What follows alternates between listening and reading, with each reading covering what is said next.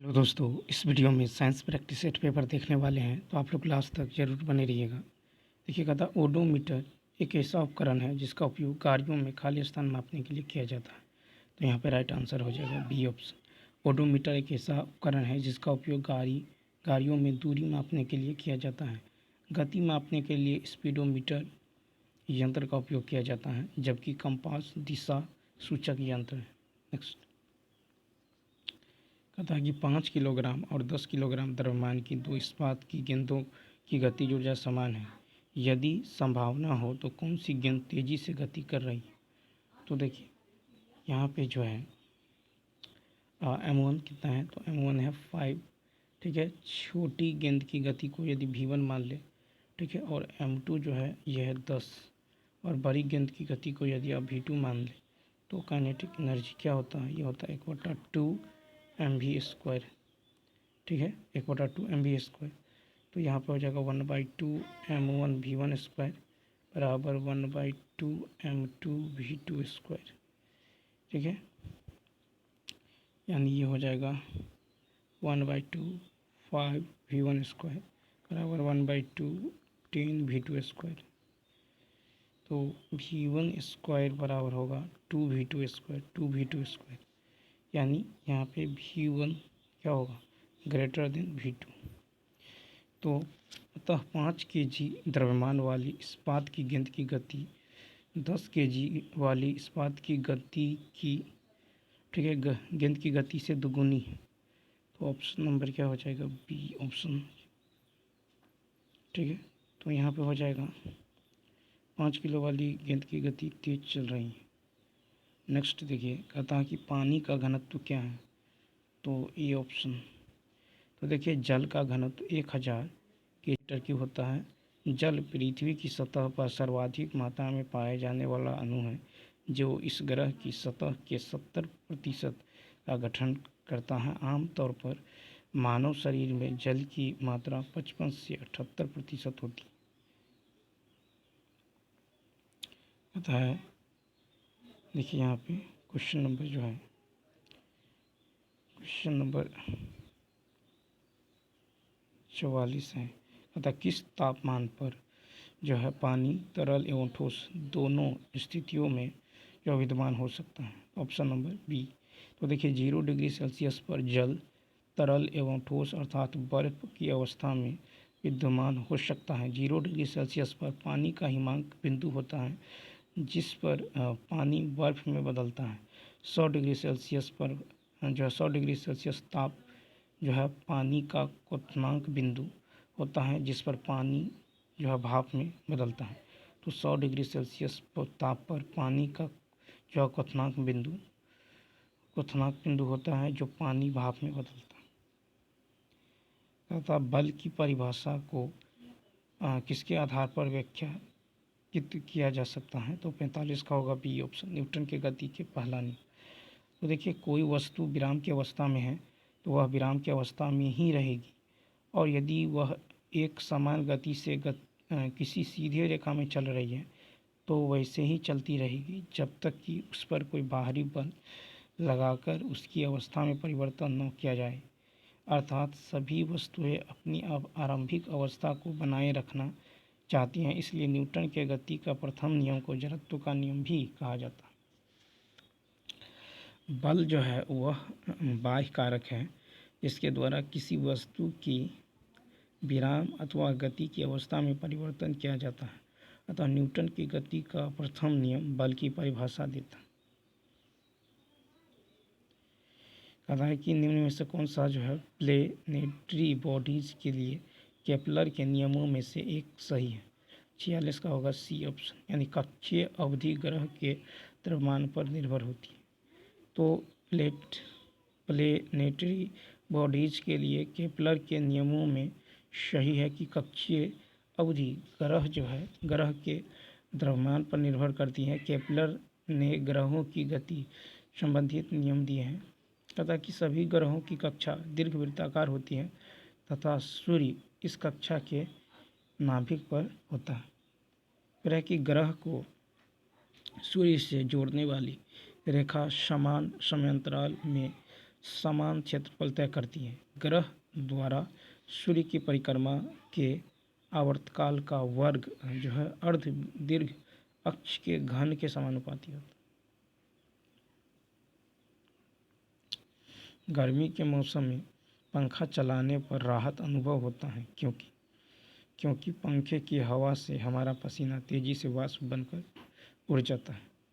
तो गर्मी के मौसम में पंखा चलाने पर राहत अनुभव होता है क्योंकि पंखे की हवा से पसीना तेजी से वाष्प बनकर उड़ जाता है। नेक्स्ट है कि एक ध्वनि तरंग में 3.5 किलो हर्ट्ज की आवृत्ति है और इसका तरंगदैर्घ्य 0.1 मीटर है। तो इसे 700 मीटर की दूरी तय करने में कितना समय लगेगा? तो देखिए यहाँ पे जो राइट आंसर होगा बी ऑप्शन। तो यहाँ एन बराबर कितना है? 3.5 किलो हर्ट्ज। ठीक, यानी ये हो जाएगा 3500 हर्ट्ज। ठीक है, 3500 हर्ट्ज। लेमडा बराबर है 0.1। ठीक है, ही बराबर क्या होता है? N lambda. ठीक है, या म्यू बराबर एन लेमडा। तो यहाँ हो जाएगा 3500 इंटू 0.1 यानी 350। ठीक है, तो कितना हो जाएगा? तो यहाँ पे हो जाएगा 350। और देखिए डिस्टेंस बराबर होता है स्पीड इंटू टाइम। तो टाइम बराबर होगा डिस्टेंस बट्टा, ठीक है, डिस्टेंस बट्टा में स्पीड यानी 350 कट जाएगा। 35 दूनी 70, 2 सेकेंड। तो option number B option. Next है अंतरिक्ष का रंग काला दिखने का कारण क्या है? तो ई ऑप्शन। तो देखिए अंतरिक्ष का रंग रात में काला दिखने का कारण वहाँ पर वायुमंडलीय का न होना तथा प्रकाश प्रकीर्णन का न होना है। प्रकाश के प्रकीर्णन के कारण ही आसमान नीला दिखाई देता है। प्रकाश के प्रकीर्णन के कारण ही आसमान नीला दिखाई देता है। जब प्रकाश किसी ऐसे माध्यम से गुजरता है जिसमें धूल या अन्य पदार्थों के सूक्ष्म कण होते हैं तो इनके द्वारा प्रकाश सभी दिशाओं में प्रसारित हो जाता है, जिसे प्रकाश का प्रकीर्णन कहते हैं। तो जिसमें धूल या अन्य पदार्थों के सूक्ष्म कण होते हैं तो इनके जो है द्वारा प्रकाश सभी दिशाओं में प्रसारित हो जाता है, जिसे प्रकाश का प्रकीर्णन कहते हैं। नेक्स्ट है निम्नलिखित में से कौन सा नियम विद्युत धारा के उसमें प्रभाव से संबंधित है? तो देखिए यहाँ पे जब 49 का जो राइट आंसर हो जाएगा ये सी ऑप्शन हो जाएगा। ठीक है, तो 49 का हो जाएगा प्रकाश के प्रकीर्णन नहीं होने के कारण। 50 में यदि देखें तो 50 में है कि जब किसी देखिए निम्नलिखित में से कौन सा नियम विद्युत धारा के उसमें प्रभाव से संबंधित है? तो यहाँ पे तो जब किसी चालक तार में विद्युत धारा प्रवाहित की जाती है तो वह जो है तार गर्म हो जाता है। इसे विद्युत धारा का उसमें प्रभाव कहते हैं। ठीक है, कहता है कि कौन सा नियम विद्युत धारा के उसमें प्रभाव से संबंधित है? तो यहाँ पे जो राइट आंसर होने वाला है ये हो जाएगा आपको ऑप्शन नंबर ई हो जाएगा। ठीक है, यहाँ पे हो जाएगा ई ऑप्शन। अब देखिए जूल का नियम। तो किसी चालक तार में विद्युत धारा प्रवाहित करने पर उसमें उत्पन्न ऊष्मा प्रवाहित धारा के वर्ग के जो है अनुक्रमानुपाती होता है, यानी H समानुपाती I²। यह है जूल का नियम। दूसरा है कि किसी चालक तार में विद्युत धारा प्रवाहित करने पर उत्पन्न ऊष्मा जो है उत्पन्न ऊष्मा तार के प्रतिरोध के अनुक्रमानुपाती होता है, यानी H समानुपाती R।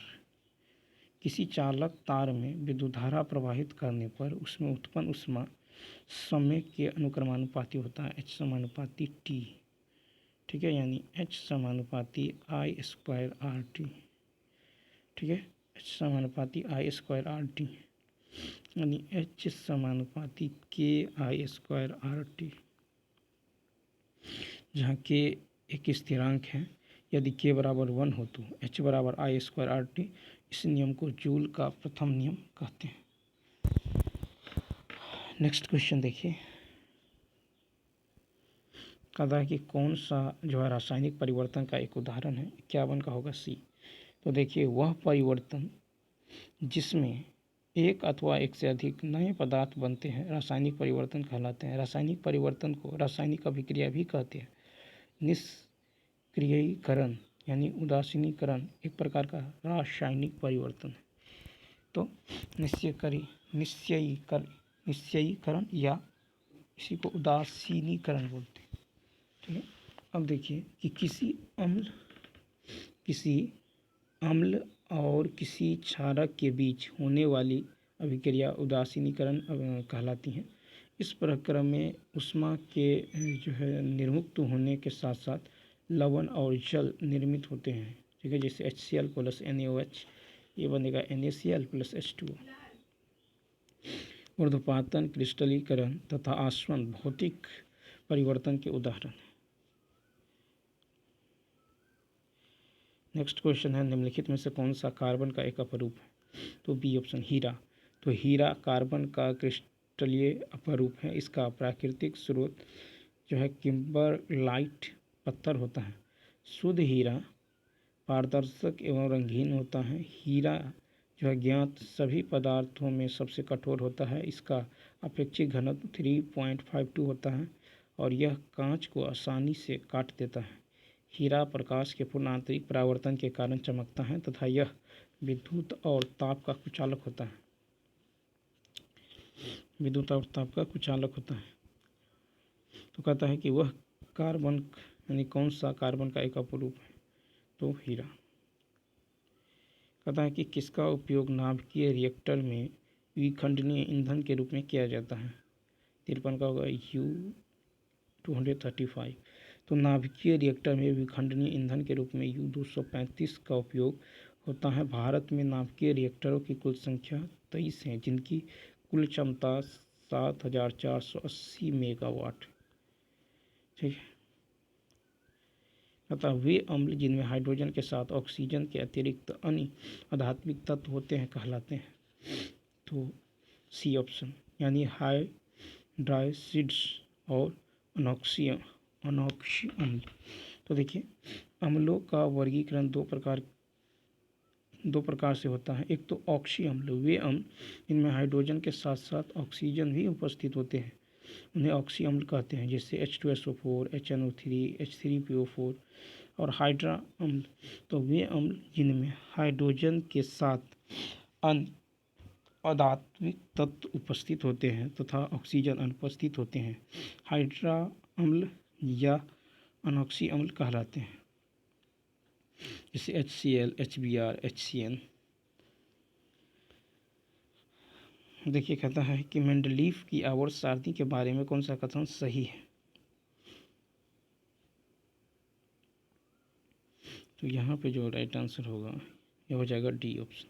मेंडलीफ की आवर्त सारणी में तत्वों को उनके बढ़ते हुए परमाणु द्रव्यमान के क्रम में व्यवस्थित किया गया है। मेंडलीफ के आवर्त नियम के अनुसार तत्वों के गुणधर्म उनके परमाणु भारों के आवर्ती फलन होते हैं, न कि परमाणु क्रमांकों के। तथा नाइट्रोजन के निम्न ऑक्साइड में से किसको लाफिंग गैस के रूप में जाना जाता है? तो N2O। तो देखिए नाइट्रोजन के ऑक्साइड एक NO है, इसे नाइट्रिक ऑक्साइड बोलते हैं या फिर नाइट्रोजन मोनोऑक्साइड N2O5, इसको नाइट्रोजन पेंटाऑक्साइड बोलते हैं। और NO2 इसको नाइट्रोजन डाई ऑक्साइड बोलते हैं। और N2O इसको नाइट्रस ऑक्साइड या फिर लाफिंग गैस बोलते हैं। N2 नाइट्रस ऑक्साइड यानी लाफिंग गैस। नेक्स्ट है कि निम्न में से किस तत्व का जो है कठोरतम प्राकृतिक अपरूप पाया जाता है? तो सी। तो देखिए कार्बन प्रकृति में सर्वाधिक मात्रा में पाए जाने वाला तत्व है, इसके अपरूप कठोरतम होते हैं।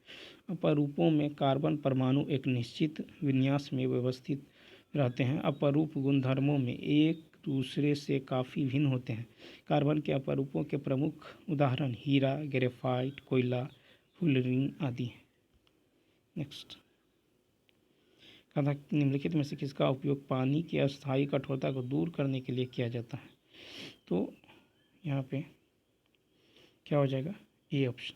तो सोडियम कार्बोनेट एक जो है अकार्बनिक यौगिक है जिसका रासायनिक सूत्र Na2CO3 है, इसे धावन सोडा या धोने का सोडा भी कहते हैं और जिसका जलीय घोल क्षारीय होता है।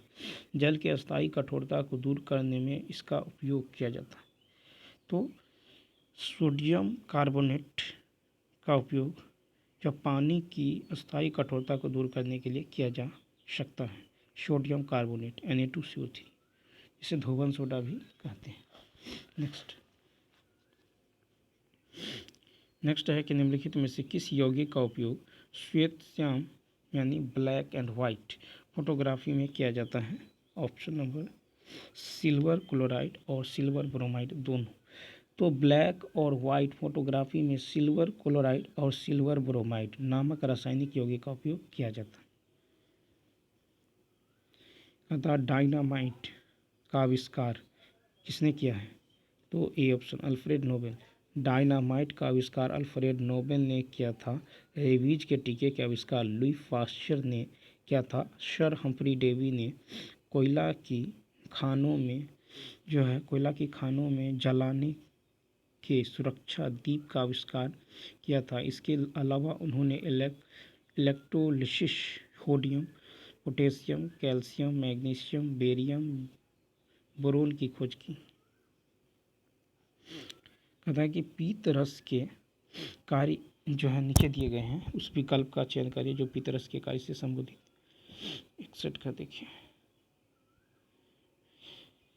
तो डी ऑप्शन देखिए। कहता है कि यह जो है अग्नाशयी एंजाइमों की क्रिया के लिए भोजन को क्षारीय माध्यम प्रदान करता है। ठीक है, फिर कह रहा है यह जो है अग्नाशयी एंजाइमों की क्रिया की दक्षता को बढ़ाता है और यह बड़ी वसा गोलियों को छोटी वसा गोलियों में विघटित करती हैं। ठीक है, तो यह बड़ी वसा गोलियों को छोटी वसा गोलियों में जो है विघटित करता है। नेक्स्ट सामान्य परिस्थितियों में अम्ल की अभिक्रिया से पेट की अंदरूनी परत को बचाने का कार्य कौन करता है? तो ए ऑप्शन यानी देखिए, तो अम्ल की अभिक्रिया से पेट की अंदरूनी परत को बचाने का कार्य बलगम करता है। पेट की दीवारों के रूप में गैस्ट्रिक ग्रंथियां होती हैं जो एक एंजाइम पेप्सिन, बलगम और हाइड्रोक्लोरिक अम्ल को स्रावित करने में मदद करती हैं। जब भोजन पेट के अंदर प्रवेश करता है तो HCl यानी भोजन के अंदर मौजूद रोगाणुओं को मारने में मदद करता है। यह जो है एसिड की क्रिया का कारण बनता है और पेट की जो है भीतरी परत को जला देता है जो आंत में जलन और दर्द पैदा करता है। पेट की दीवारों को एसिड से बचाने के लिए बलगम स्रावित होता है। नेक्स्ट कहता मानव शरीर का एकमात्र अंग जो पुनः विकसित या पुनः सृजित हो सकता है। तो 63 का यदि देखें तो ये हो जाएगा जिगर। तो मानव शरीर का एकमात्र अंग जिगर है जो पुनः विकसित और सृजित किया जा सकता है। जिगर शरीर की सबसे बड़ी ग्रंथि है जिसका वजन 1.5 से 2 kg तक होता है। लीवर से पीत जो है स्रावित होता है। नेक्स्ट है कि निम्नलिखित में से किस रक्त समूह को सर्वदाता कहा जाता है? तो सी ऑप्शन ओ। तो ओ रक्त समूह से जो है सार्वभौमिक दाता यानी यूनिवर्सल डोनर तथा ए बी रक्त समूह को सार्वभौमिक ग्राही यानी यूनिवर्सल रेसिपिएंट कहा जाता है। रुधिर वर्ग की खोज जो है कार्ल लैंडस्टीनर ने की थी और रुधिर परिसंरचना की खोज विलियम हार्वे द्वारा किया गया था। नेक्स्ट है कहता है इनमें से कौन सा रक्त समूह जो है यूनिवर्सल यानी सार्वभौमिक दाता माना जाता है? 65 का होगा बी। तो देखिए रक्त समूह की खोज लैंडस्टीनर ने की थी। रक्त 4 जो है प्रकार के यानी ए, बी, ए बी और ओ के होते हैं। रक्त समूह ए बी सर्वग्राही वर्ग के होते हैं अर्थात वह किसी भी व्यक्ति का रक्त जो है ग्रहण कर सकता है। रक्त समूह ओ सर्वदाता वर्ग का होता है अर्थात वह किसी भी रक्त समूह वाले व्यक्ति को रक्तदान कर सकता है किंतु वह सिर्फ ओ समूह वाले रक्त से ही रक्त प्राप्त कर सकता है। ठीक है, नेक्स्ट क्वेश्चन की यदि बात करें तो कहता है यौवनारंभ के दौरान आवाज़ बदल जाती है, ऐसा क्यों? तो सी ऑप्शन स्वर यंत्र यानी लैरिक्स के विकास के कारण। तो यौवनारंभ के दौरान आवाज़ बदल जाती हैं, ऐसा इसलिए होता है क्योंकि स्वर यंत्र लैरिक्स का विकास इसी समय होता है। जैसे जैसे मानव युवावस्था से गुजरता है, स्वर यंत्र बड़ा होता जाता है और जहाँ मुखर डोरियाँ लंबी और मोटी होती जाती हैं, जिससे व्यक्ति की आवाज़ भारी हो जाती। Next question.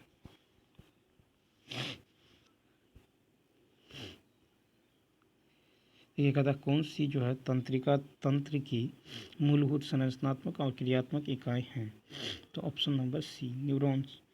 तो प्रेरण संवहन के लिए विशिष्टीकृत कोशिकाओं को तंत्रिका कोशिकाएं यानी न्यूरॉन्स कहते हैं।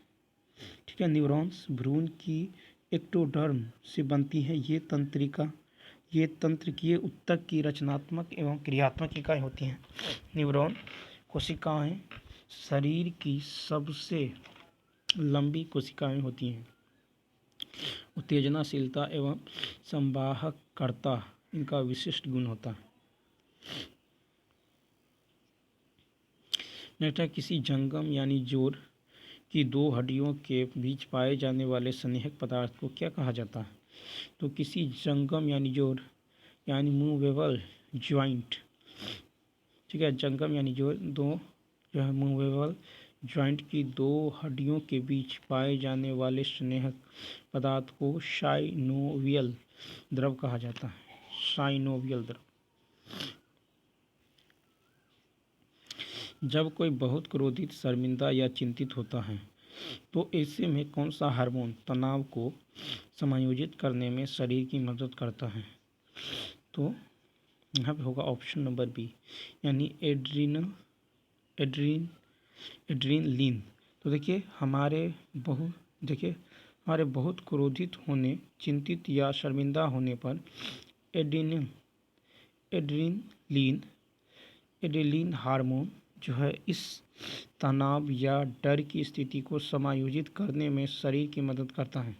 शरीर की ऐसी तनावपूर्ण स्थिति इसमें दिल जोर जोर से धड़कने लगे, ठीक है, फाइट या फ्लाइट हार्मोन प्रतिक्रिया कहलाती है। एड्रेनलिन जो है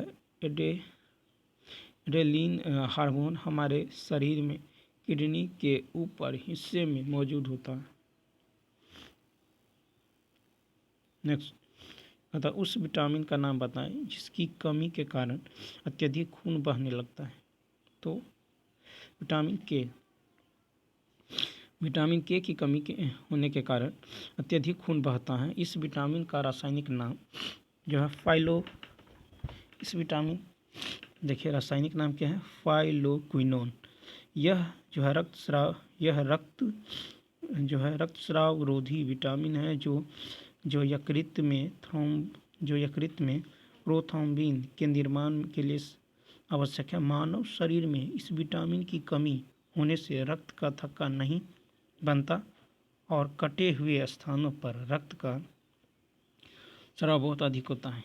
यह जो है हरी पत्तीदार सब्जियों, टमाटर इत्यादि में पाया जाता है। विटामिन ए का रासायनिक नाम रेटिनॉल है। इसकी कमी से रतौंधी नामक रोग होता है। विटामिन बी इसका रासायनिक नाम थायमीन है। इसकी कमी से विटामिन B1 बेरी रोग होता है। और विटामिन सी तो इसका रासायनिक नाम स्कॉर्बिक एसिड है और इसकी कमी से स्कर्वी नामक रोग होता है। नेक्स्ट अतः HIV से संक्रमित होने से बचना क्यों महत्वपूर्ण है? 71 का होगा। अतः HIV एक संक्रामक रोग है। HIV एक संक्रामक रोग है। इससे बचना इसलिए आवश्यक है क्योंकि इसका कोई उपचार उपलब्ध नहीं है। HIV वायरस मुख्यतः संक्रमित व्यक्ति के प्रतिरक्षा तंत्र को नष्ट कर देता है। ठीक है, व्यक्ति के प्रतिरक्षा तंत्र को नष्ट कर देता है, जिसमें व्यक्ति विभिन्न बीमारियों से ग्रसित होकर मृत्यु को प्राप्त हो जाता है। तो यहाँ पे सी ऑप्शन, क्योंकि HIV का कोई उपचार नहीं है। देखिए कुष्ठ रोग को खालिस्तान के नाम से भी जाना जाता है, तो बी ऑप्शन हैंसन रोग। तो देखिए कुष्ठ या कोढ़ या कुष्ठ रोग लेप्रोसी एक जो है संचारणशील रोग है। इसे हैंसन रोग, हैंसन डिजीज भी कहते हैं। यह माइकोबैक्टीरियम लेप्री नामक जीवाणु से होता है। इस रोग का प्रभाव जो है त्वचा, तंत्रिकाओं, उंगलियों और पंजों पर पड़ता है। इस रोग के उपचार के लिए MDT यानी मल्टी ड्रग ट्रीटमेंट दवाओं का उपयोग किया जाता है। नेक्स्ट है कि किस कोशिकांग को कोशिका की आत्महत्या की थैली के रूप में जाना जाता है। तो देखिए लाइसोसोम को कोशिका की आत्महत्या की थैली के रूप में जाना जाता है, क्योंकि इनमें जो हाइड्रोलिक हार्मोन पाए जाते हैं। लाइसोसोम का pH जो होता है 4.5 से 5 होता है, अम्लीय होता है।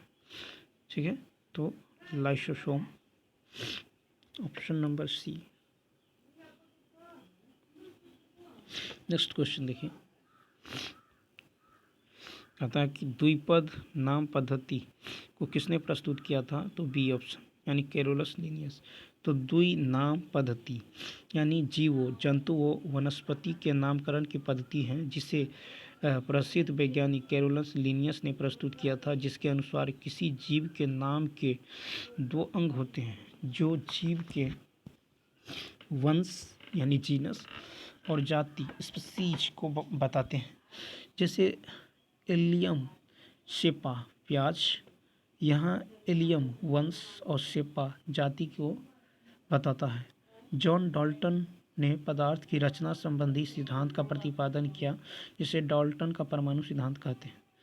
फिर है कि दिमित्री मेंडेलीव के तत्वों के आवर्ती वर्गीकरण तथा क्लाउड लुई बार्थोले को रासायनिक संतुलनों के सिद्धांत प्रतिपादक के रूप में जाना जाता है। कौन सा विकल्प जो है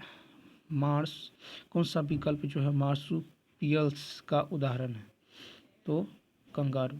तो कंगारू जो है शिशुधानी यानी मार्सुपियल्स उपवर्ग के अंतर्गत आते हैं। इस उपवर्ग के मादा प्राणियों के पेट पर थैला रहता है, जिसमें नवजात शिशु कुछ समय के लिए रहते हुए विकसित होते हैं। कंगारू के शिशु को जोई कहा जाता है। ठीक है, कंगारू के शिशु को क्या बोलते हैं, जोई। ब्रेड बनाने में इस्तेमाल किया जाने वाला खमीर, तो यहाँ पे ए ऑप्शन किण्वन के लिए उत्प्रेरक के रूप में कार्य करता है। तो यीस्ट यानी खमीर एक कोशिकीय मृतोपजीवी कवक है। इसका पता सर्वप्रथम लिवियन हॉक ने लगाया था। ठीक है, और इसका उपयोग किण्वन प्रक्रिया द्वारा अम्ल, शराब तथा डबल रोटी बनाने में किया जाता है। किण्वन एक जैव रासायनिक क्रिया है जिसमें जटिल कार्बनिक यौगिक सूक्ष्म जीवों की सहायता से सरल कार्बनिक यौगिकों में विघटित होते हैं। इस क्रिया में सूक्ष्म जीव जो खमीर उत्प्रेरक का कार्य करते हैं। ठीक है, नेक्स्ट क्वेश्चन यदि देखें, कहता है कि किस पौधे में जो पादप काई के एक हिस्से से दूसरे हिस्से में जल एवं अन्य पदार्थों के संवहन हेतु विशिष्ट उत्तक मौजूद होते हैं, तो बी ऑप्शन यानी मार्सिलिया। तो मार्सिलिया जो है जलीय फर्न परिवार की सदस्य हैं। इसमें पादप काई के एक हिस्से से दूसरे हिस्से में जल एवं अन्य पदार्थों के संवहन हेतु विशिष्ट उत्तक मौजूद होते हैं। और फर्न जो है परिवार के सदस्यों की पत्तियां 3 भागों में विभक्त हो जाती हैं। ऐसे पौधे अक्सर तालाबों या नालों के किनारे कीचड़ में घने गुच्छों में उगते हैं। ठीक है,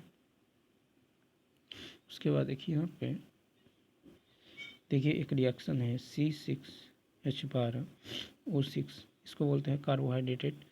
इसको जब आप जाइमेट एंजाइम की उपस्थिति में और यीस्ट की उपस्थिति में ये हो जाता है 2C2H5OH।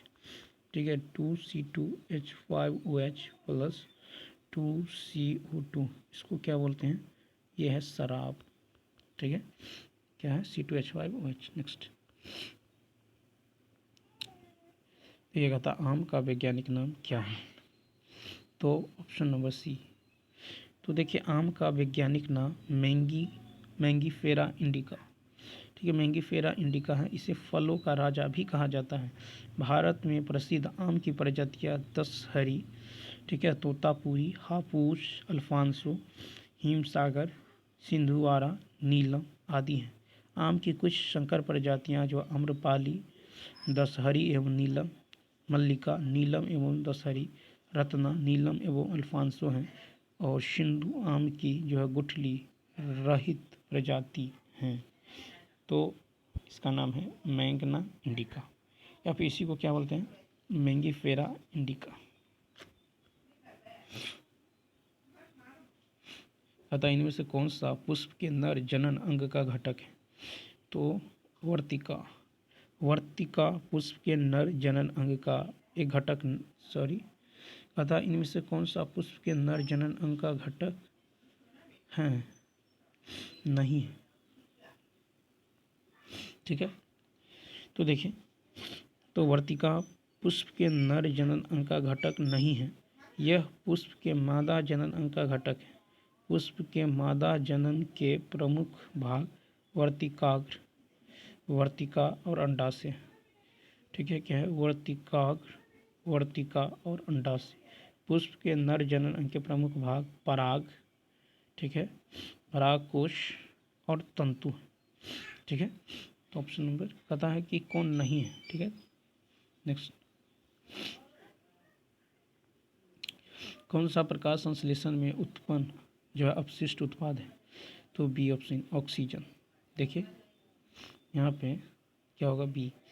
तो ऑक्सीजन यानी O2 प्रकाश संश्लेषण में उत्पन्न अपशिष्ट उत्पाद है, ठीक है, जिससे आप 6CO2 प्लस 6H2O, ठीक है, इसको जब आप रिएक्शन होगा तो ये होगा C6H12O6 प्लस 6O2, ठीक है। ये है मुख्य उत्पाद और ये है ऑक्सीजन अपशिष्ट उत्पाद, ठीक है। तो चलिए दोस्तों, इस वीडियो में इतना ही। यदि यह वीडियो अच्छा लगा हो तो लाइक, शेयर और सब्सक्राइब करना ना भूलें। Thanks for